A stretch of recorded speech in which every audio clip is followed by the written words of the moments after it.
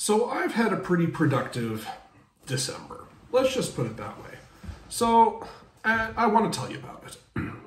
This video is going to be a little bit of a trip report, a little bit of a writing update, a little bit of a future plans, and a little bit of a, hey doofus, why haven't you released a video in a while video?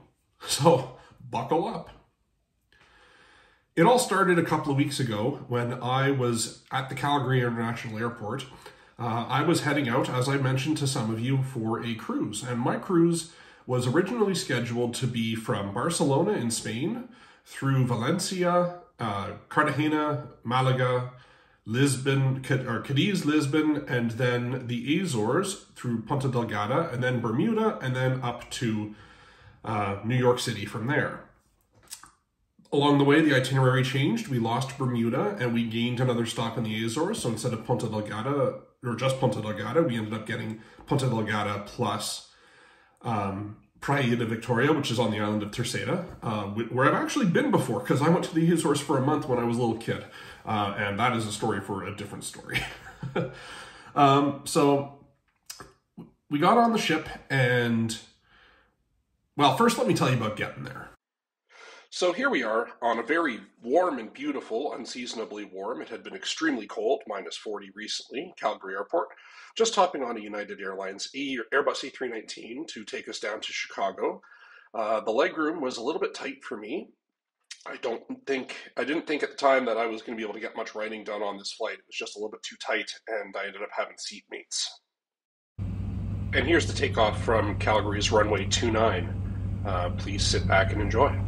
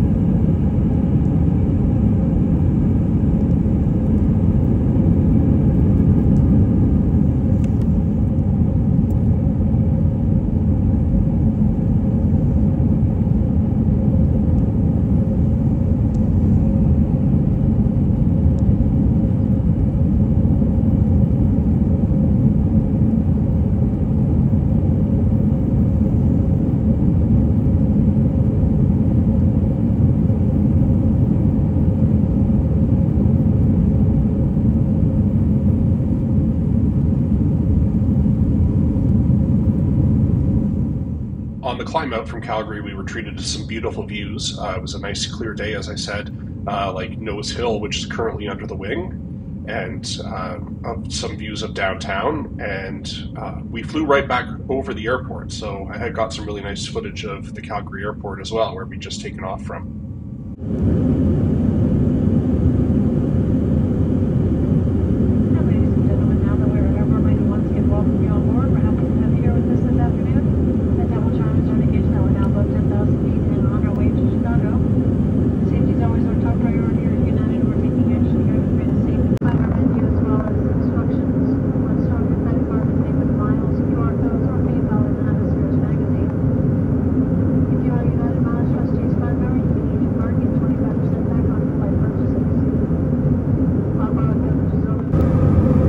And as we pass over that Calgary airport, as I said, we started to settle in and get ready for our fairly long, actually, flight over to Chicago. We had left a little bit late due to some issues on the ground and weight and balance issues, and I was actually getting worried that I was going to miss my connection. I only had about an hour in Chicago to connect over to my flight to Frankfurt, where luckily for me, I had been upgraded to business class. So that was something I was definitely looking forward to, and even though I didn't get much work done on this flight as the sun set, I was looking forward to getting some work done on the flight over the Atlantic. And so the total word count that I wrote on this flight was a grand total of 0, which was Not something I was super happy about, but also, you know, I knew I'd have some time in the flights and the days ahead on the ship. So here we are, about to land in a very cloudy Chicago. I assume that the intersection of people who like airplane videos and who like writing is probably just me, but hey, it's my channel, so enjoy the video. If you don't like it, I will put a timestamp somewhere for you to skip ahead to when I talk more about writing. But meanwhile, please enjoy this landing footage into Chicago's O'Hare International Airport.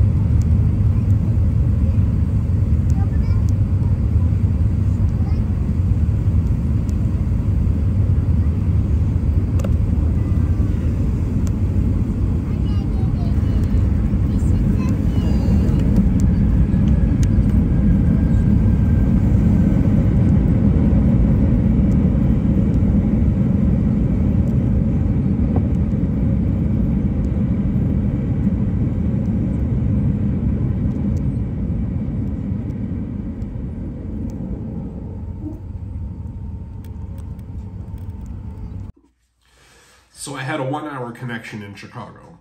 And that wasn't going to be so bad because the gate we were supposed to pull into was almost next to where I was going to be leaving from. No problems, right? Yeah. So then we pulled into a gate that was on the other side of the airport. And I didn't get any footage of this, but I was not running, but walking with a sense of urgency over to my next gate. When I got there, they still hadn't started boarding, so everything was fine. I had just enough time to start sweating as I stood in a line. And then we boarded our 787 over to Frankfurt. So the routing that I was taking was Calgary to Chicago to Frankfurt, and then over on Lufthansa down to Barcelona. I was getting pretty bagged at this point, if I'm perfectly honest with you, seeing that sunset, even though it was, 6 o'clock in Chicago, 7 o'clock in Chicago, so only late afternoon, early evening for us in Calgary on Calgary time. I was getting tired. So I was very happy to be getting onto the plane. All great trip reports start with a seat tour, and this video is going to be no exception. The 787 business class seat on United, which I was so lucky to be in, was really nice. It had lots of storage, lots of plugs, everything you could need, a coat hook, nice big screen, and even more plugs. And then, of course, it did fold down into a bed, and they had Saks Fifth Avenue bedding, which was really nice, with some really convenient seat controls for you if you're sitting or in bed. And a wonderful tray table that I was absolutely 100% positive I was going to get a lot of writing done during this, 8.5-hour flight over to Frankfurt. So it even came with a little iPad holder for me if I wanted to have my iPad up and recording me as I did that, which I was absolutely going to do. And so as I settled in, the total amounts that I wrote on this flight, zero. We took off, it took us an hour to taxi around the airport, which put a lot of people's connections in Frankfurt at risk. I mean, I had a 2-hour connection and I ended up only really ending up with 45 minutes by the time it was all said and done. And then there was a big line at customs. Anyway, so I ended up not writing a single word on this flight. I did sleep, and it was really nice to sleep. I was so tired, and I had a long day ahead of me. I didn't catch much more footage of the flights. Things kind of got hectic once we landed in Frankfurt. We were at a remote gate, which meant that the plane parked somewhere out on the apron, and then they brought us to the terminal by bus, and then they were only letting 20 people at a time through customs. So people's connections were getting really tight, and people were getting really angry. They ended up calling the police, not on me, but on some people that were in the line that I was in. Anyway, I made it through, got back into the secure area, over to my gate to head down to Barcelona, and by that point, I was like, I could film, or I could just not, and so I didn't. We boarded our Lufthansa Airbus over to Barcelona, and then we ended up sitting on it for a good hour and a half because of all of the missed connections. And then eventually they just gave up, and we left without people because of the delays at customs. Like, there was really only a couple of people there processing plane loads full of folks. So that was a bit of a disaster. We got down to Barcelona. It was really rainy in Barcelona. So again, I didn't get any footage of that because the footage that I did get, if you want to look at close-ups of water drop on a window, I got great footage for you. But if you want to see anything about landing in Barcelona, yeah, not so much.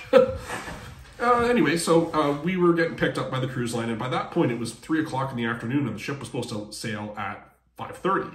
So we had time until the bus broke down. So the bus broke down, and we were all standing around the airport while they were trying to get us a new bus. We did not make it to the ship until about 7. They had to hold the ship for us. It was, it was an interesting experience. We finally got on the ship, we had our dinner and beer, and then I went to bed. So the next day was the first day of actual being on the ship. We were in Valencia, Spain. We were parked in we were alongside in a container port. Wasn't fantastic to get to the city. You ended up having to pay either 20 euros for a taxi or 15 euros for the bus. Myself and my travel companions were all pretty bagged. And so we just stayed on the ship, and I wrote. And on that first day, I think I wrote about 4,000 words. So I had started at 60,000. So you remember from previously, I had done my writing challenge. I got up over 50,000, 53,000 words in that writing challenge. And then things kind of fell apart for me for a while when I was out in the field. In between then and when I'd left on this cruise in early December, I had managed to get my total up to 60,000. I was hoping it was going to be an 80,000 word book. So I was like, oh, it's going to be easy. I'll finish it on the cruise. Yeah, so my book ended up being a lot longer than that. But we'll get to that. The next day, we arrived in Cartagena, which is a beautiful city in southern Spain.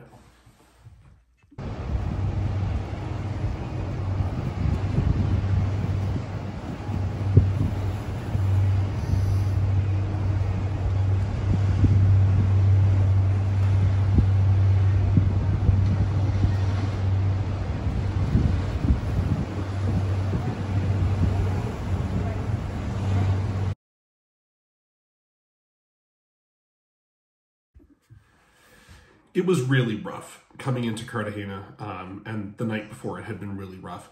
So we were all pretty happy to be alongside, and we actually docked right in the middle of the city, which was really nice. So we just stepped out and we walked around. I managed to get a SIM card for Spain so that I could use my phone, which was useful as it would turn out. And we ended up, we found out, so I have a degree in theater, and my mom was big into theater as well. She worked in the industry for many years, and there was a Roman theater you could tour and have and see in the museum. And it was beautiful. And so we did. We went up we went into the Roman theater and checked that out, and it was really kind of interesting. And I had learned that day that one of my professors from university who taught theater history had died the day before. So it was kind of like raise a glass in his honor and wish him a good rest and think about him while I was in that theater. So that was a pretty emotional and moving kind of time. We then sailed away and we went to Gibraltar. Well, we didn't go to Gibraltar. We sailed to Malaga that night. And again, it was rough. It was bad. And it was raining hard. We got to Malaga and we had booked a tour to Gibraltar because, again, being in the Navy, and my mom was also in the Navy. It seems like everything I do, she does, or she does, I do. We wanted to see Gibraltar because it's such a historic Navy port, as well as, this weird little British colony on a cliff on the coast of Spain. So we did get to go see that, and it was absolutely wonderful. We went to Europe Point and saw the lighthouse that's right on the end of that cape.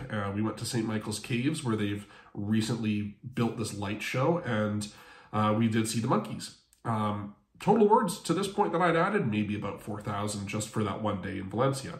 Not so good if I want to be on track, but things would soon change.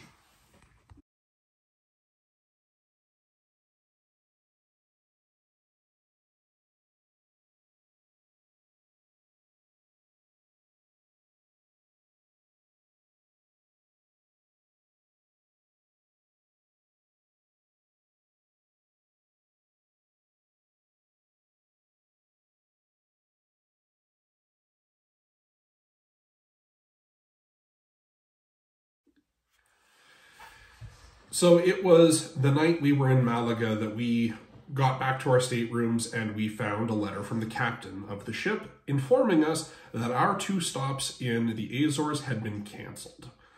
There was big storms brewing on the North Atlantic, and not saying that the rough weather we had been experiencing was part of that, but I mean, it certainly would set in store what we would be set up what we would be in store for, especially if we crossed the North Atlantic right along in the middle.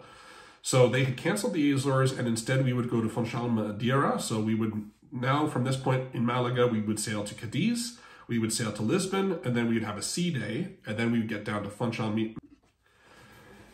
And in Merida, it was a beautiful island. It was absolutely stunning. I started writing. The writing came. I didn't leave in Cadiz when we came alongside there. I stayed on the ship. It was rainy. I was like, yeah, I could go for a walk or I could work on my book. So I worked on my book. I hadn't quite found the place that I was productive yet. I don't know about you guys, but I will find a place and then suddenly I'll start writing 10,000 words and that's the place that I'm going to be. So the place that I found was out on the pool deck and it was cold, but there was a bar and sometimes it was sunny and warm, but it was also windy. So it was a dynamic environment and I don't know what it was about sitting in that one seat that I found, but I cranked out words. It started coming really fast. You'll see the progress. It's remarkable.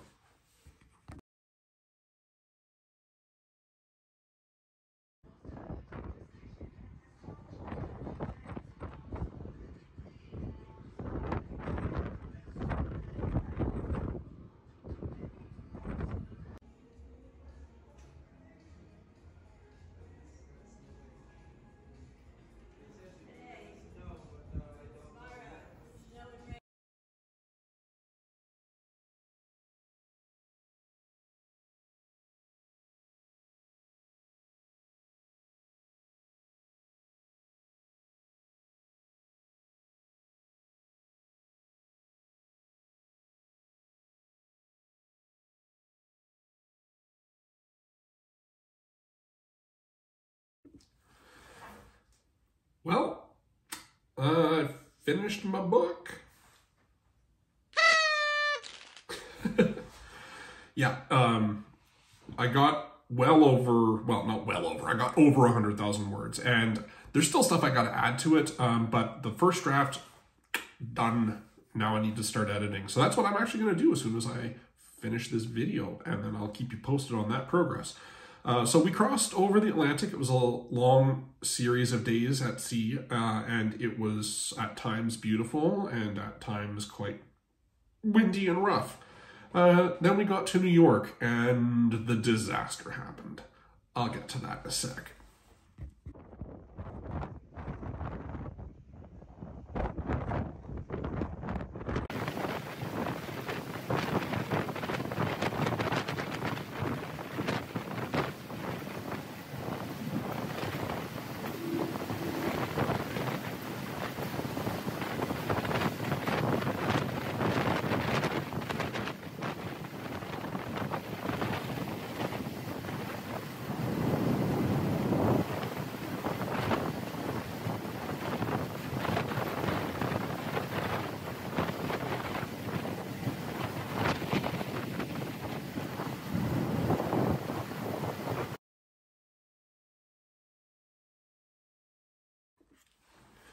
So we were scheduled to come alongside in New York City at about 8 in the morning originally. We ended up getting there around 3 in the morning.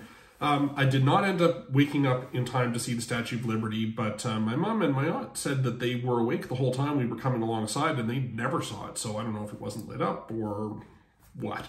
But yeah, we came alongside and I woke up and, stepped out on my balcony and saw New York City and was, oh, this is great. Our flight home was scheduled for 7 o'clock that evening.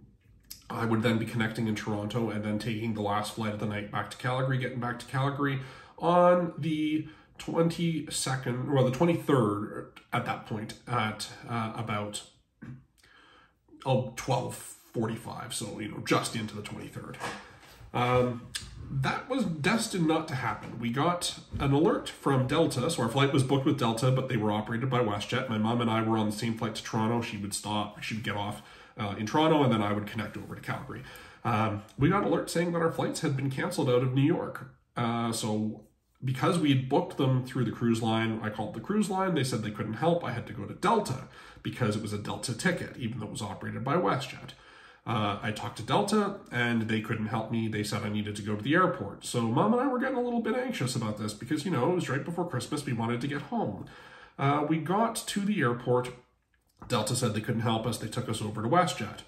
WestJet was able to get my mom out of JFK Airport. We were originally flying from LaGuardia, so we would have to take a 40-minute taxi ride in traffic to get over to LaGuardia. And her flight was at 8 o'clock in the morning the next day For me, the next available flight they would put me on to Calgary didn't leave until December 26th. So I was looking at spending 5 days alone in New York, unexpectedly, with not having budgeted for it. So that wasn't fantastic. Long story short, after hours and hours on the phone with Delta and booking a bunch of tickets at my own expense at this point, I ended up on a flight the next day out of LaGuardia to Toronto, and then my mom and I took the train down to Windsor to visit my sister who lives down there, and so I was able to spend Christmas with family, even though it wasn't with my wife. And then on the 25th, I took a flight from Detroit to Minneapolis to Calgary. At least that what was supposed to happen. I got notice at 11 o'clock that my flight from Detroit to Minneapolis had been canceled, and they had rebooked me on the 12:45 flight from Detroit to Kansas City to Minneapolis to Calgary. Unfortunately, we were in Windsor, and it was Christmas Day. So they had maybe 4 dudes at the US border on the bridge. Needless to say, I didn't make it. I did not make it on to the 12:45 flight. Now, ironically, that flight was delayed, so when I arrived at the airport, after struggling to get there, the plane was still on the ground, but I couldn't make it through security, check my bag, and get to it on time. They were final boarding. It was another stressful and anxious day for me, but I was able finally to get an agent at the airport who was able to book me on the earlier flight by removing somebody else who had missed their connection to Detroit. And I was able to get on the 4 o'clock flight. So I ended up sitting in Minneapolis for a couple hours.